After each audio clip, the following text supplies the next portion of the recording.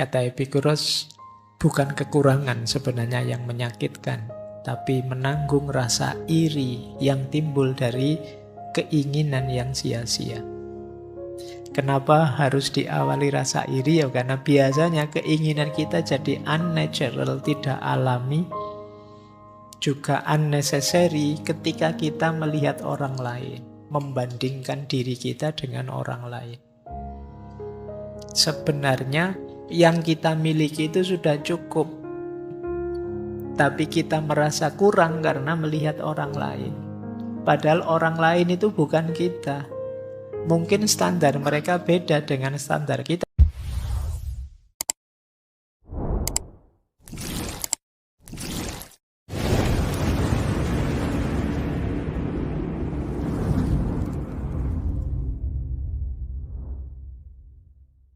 Assalamualaikum warahmatullahi wabarakatuh. Bismillah, mari kita lanjutkan lagi ya ngaji kita. Bulan ini kita ganti tema. Setelah kita membaca alam di bulan yang lalu,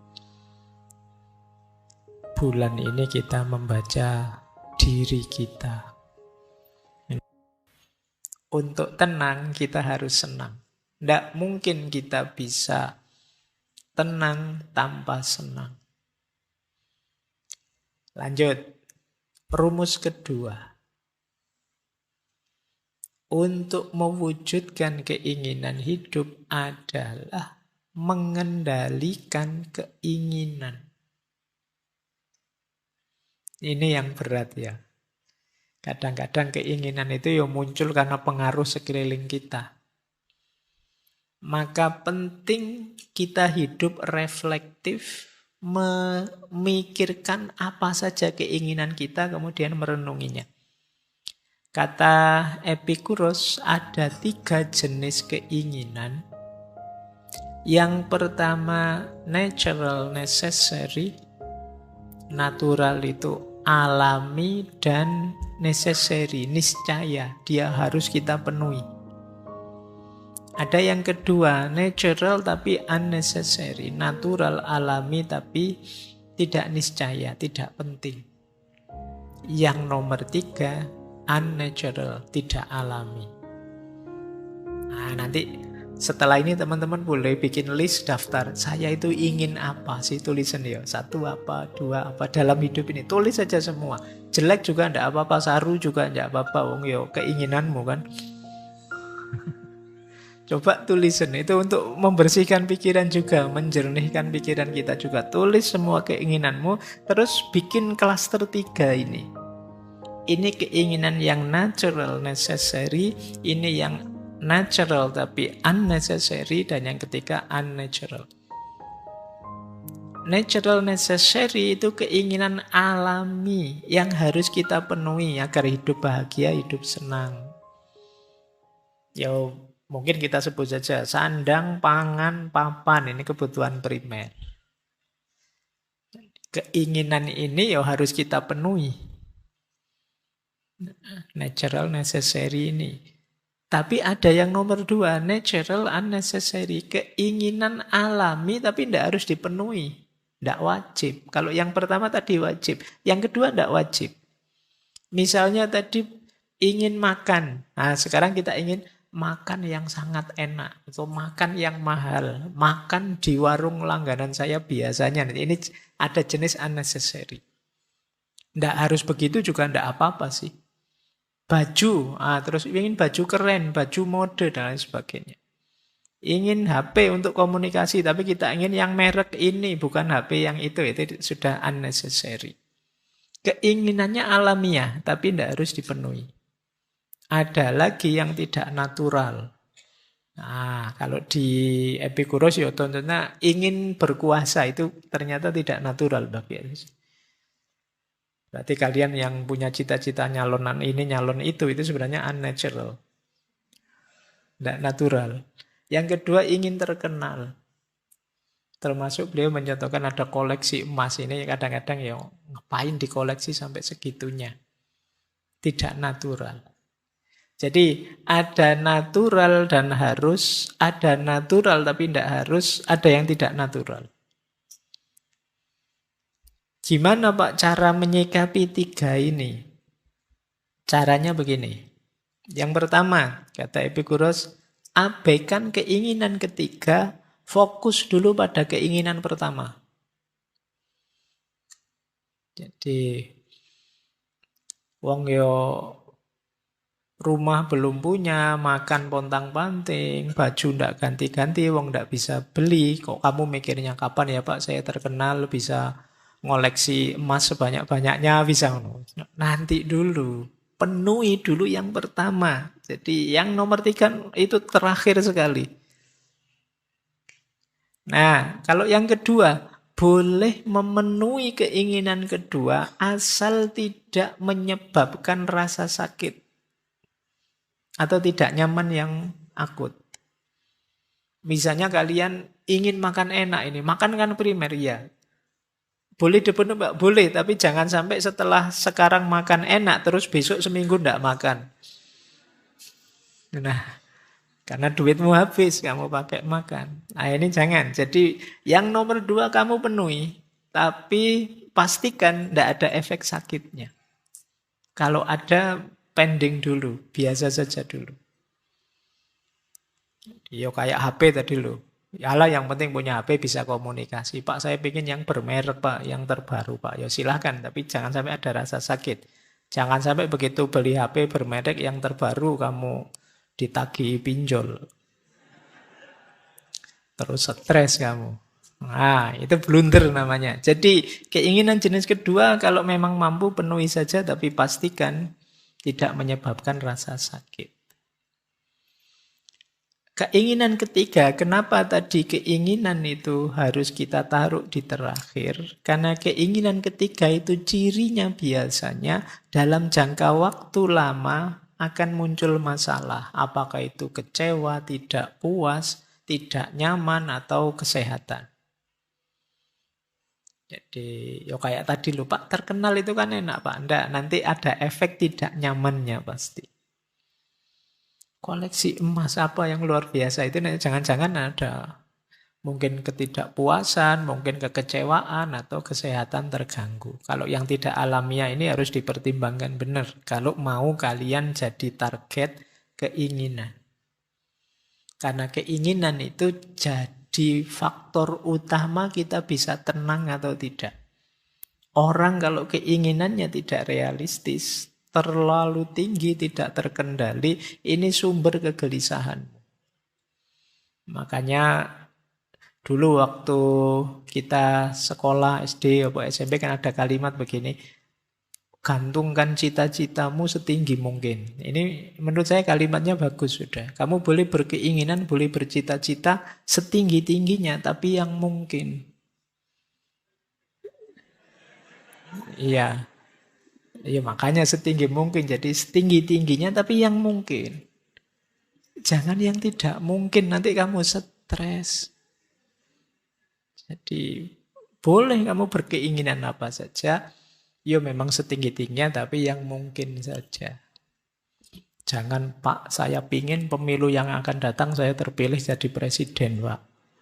Lah kamu sekarang usia berapa yo? Saya 23 Pak, tapi yo saya kuliah S1 sudah hampir 7 tahun ini sih Pak, tidak lulus-lulus misalnya. Ya mbok yang realistis saja menyelesaikan kuliah belum nyampe kok kamu sudah ingin jadi presiden yang akan datang. Ini sumber kamu stres. Jadi itu yang dimaksud ya. Jadi kendalikan keinginanmu dengan rumus tadi setelah kalian kategorikan. Oh ini natural, necessary, ini natural, unnecessary, ini unnatural. Baru kamu terus bergerak.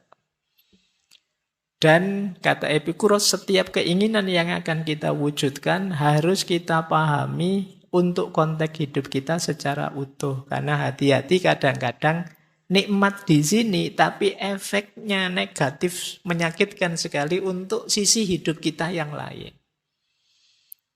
Jadi mungkin kalian punya hobi apa, terus kalian penuhi sesenang-senang kalian, tidak ngerti batasnya, kalian lupa bahwa ada sisi hidupmu yang lain. Mungkin terdampak kesenanganmu tadi, akhirnya dia terbengkalai dan kamu ketemu sakitnya berkepanjangan. Misalnya kalian hobi musik, jadi tiap malam kalian main gitar, tiap malam itu. Lupa bahwa kalian masih mahasiswa perlu belajar. Terlalu asik gitaran nyanyi, tapi ya terus kuliahmu terbengkalai. Jadi bukan tidak boleh, tapi kamu harus cermat menghitung keutuhan hidupmu. Baik, jadi ini rumusnya mengendalikan keinginan. Makanya beliau punya quote menarik begini. Jika kamu ingin membahagiakan seseorang, jangan menambah kekayaannya, tapi kurangilah keinginannya. Menarik ya. Jadi kenapa begitu ya? Karena kalau ditambah kekayaan itu kadang-kadang nambah keinginan, tidak ada akhirnya. Tapi kalau mengurangi keinginan itu bisa lebih nyaman. Ini jangan dipakai alasan ya kalau kamu diminta siapa gitu. Bahwa lebih bahagia kalau mengurangi keinginan loh dek, tidak begitu. Jadi ini rumus maksudnya untuk kita sadari bahwa dalam hidup ini keinginan yang lebih sedikit itu lebih memudahkan kita untuk hidup tenang, bahagia, tidak kecewa. Tapi semakin banyak keinginan, apalagi keinginan yang kurang realistis, semakin membuat kita ruwet. Jadi kalau ingin membuat orang bahagia, ya kita sadarkan dia dari keinginan-keinginannya yang kurang realistis. Bukan dengan kita beri kekayaan. Jadi jika kamu ingin membahagiakan seseorang, jangan hanya menambahkan kekayaannya, tapi kurangi keinginannya. Baik, ya ini bisa kalian renungi lagi konteksnya ya, quote ini. Ada lagi quote seperti ini yang berhubungan dengan keinginan. Kata Epikuros, jangan merusak apa yang kamu miliki dengan menginginkan apa yang tidak kamu miliki. Ingatlah bahwa apa yang kamu miliki sekarang dulunya merupakan salah satu dari apa yang kamu inginkan. Ini quote-nya cocok untuk yang senang selingkuh. Iya. Ya kan, itu kayak kata orang Jawa, biyen ketok opo, saiki ketok opo. Kita kadang-kadang tidak mensyukuri yang kita miliki, tapi menggelisahi apa yang tidak kita miliki. Akhirnya apa? Kita tidak bersyukur. Kita merasa kurang saja, kita merasa tidak punya saja. Padahal ada banyak sudah kita miliki, tapi kita lupakan. Ini yang menurut Epikuros, jangan merusak apa yang kamu miliki dengan menginginkan apa yang tidak kamu miliki. Pak, apa tidak boleh, Pak? Berkeinginan boleh, cuma jangan dengan cara merusak yang sudah kamu miliki. Yang sudah kamu miliki jadi tanggung jawabmu untuk merawatnya, untuk menyayanginya. Karena dulu kan kamu menginginkan itu, sampai sekarang kamu miliki. Mentang-mentang ada HP tipe baru, terus HP lama kamu sakiti hatinya. Kamu cuekin kamu ini.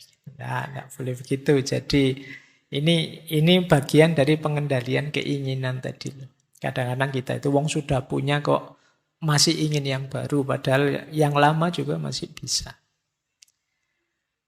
Lanjut, ini rumus selanjutnya. Ada lagi quotes menarik.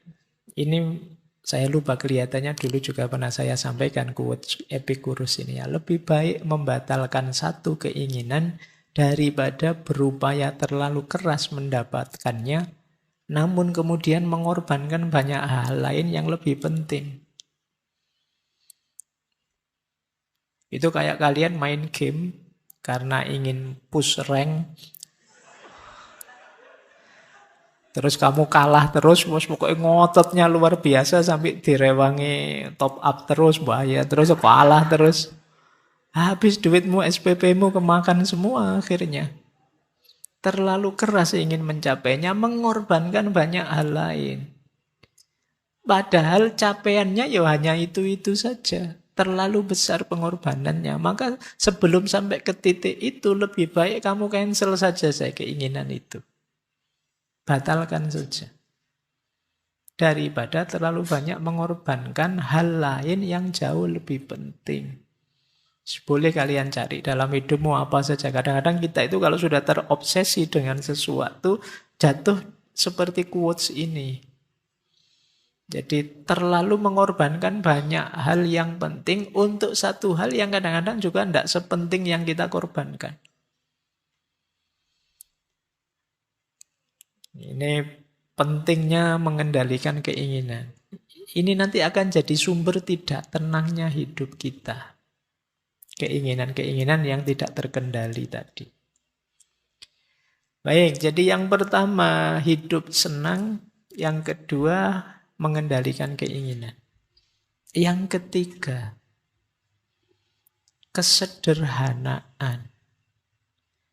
Sederhana dalam pikiran-pikirannya Epikuros itu mungkin setara kalau dalam agama dengan konsep qanaah. Qanaah itu merasa cukup dengan yang sekarang saya miliki.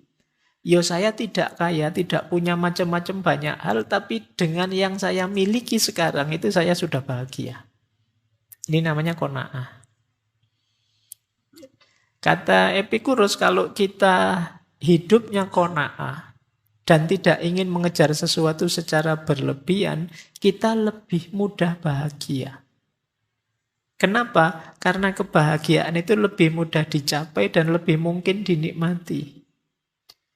Ini seperti orang yang bilang bahwa bahagia itu ya sekarang dan saat ini. Dengan cara apa? Menerima dan mensyukuri apapun yang sedang kita hadapi dan kita miliki sekarang.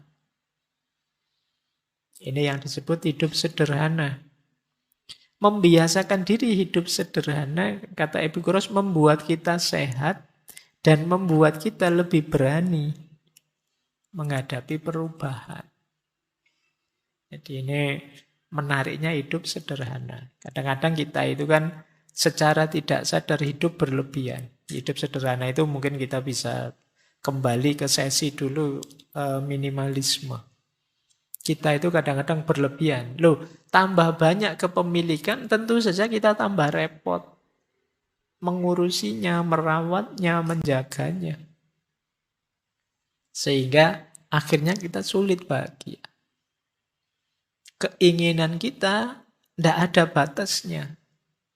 Jadi kalau kita tidak bisa qanaah itu kan berarti kita ingin apa lagi. Itu problemnya kembali ke yang kedua tadi. Kita tidak bisa mengendalikan keinginan. Kita tidak mensyukuri yang tidak kita miliki tapi digelisahkan oleh yang kita tidak mensyukuri yang kita miliki digelisahkan oleh yang tidak kita miliki. Kata Epikuros, orang bodoh tidak puas dengan semua yang dimilikinya. Mereka menyusahkan hati dengan semua yang tidak dimilikinya. Kalau teman-teman sehari-harinya kok galau, mikir apa yang tidak teman-teman miliki, kata Epikuros ya ini, berarti teman-teman termasuk orang bodoh. Ada yang bisa kita nikmati karena sudah kita miliki, kita malah sibuk mencari yang tidak kita miliki. Wong kita sudah bisa senang, sudah bisa bahagia dengan yang kita miliki selama ini, masih mencari yang lain, yang tidak dimiliki. Yo, apalagi seperti ini kalau tidak disebut orang bodoh. Dilanjutkan oleh Epikuros, tidak mungkin ada kecukupan bagi orang yang menganggap cukup itu kurang. Bisa dipahami ya? Sebenarnya kalian sudah punya, tapi masih ingin lagi karena kepunyaan kalian anggap kurang, padahal sudah punya. Sudah ada, tapi kalian masih ingin ya. Kalau mentalmu seperti ini, ya tidak akan pernah ada kata cukup.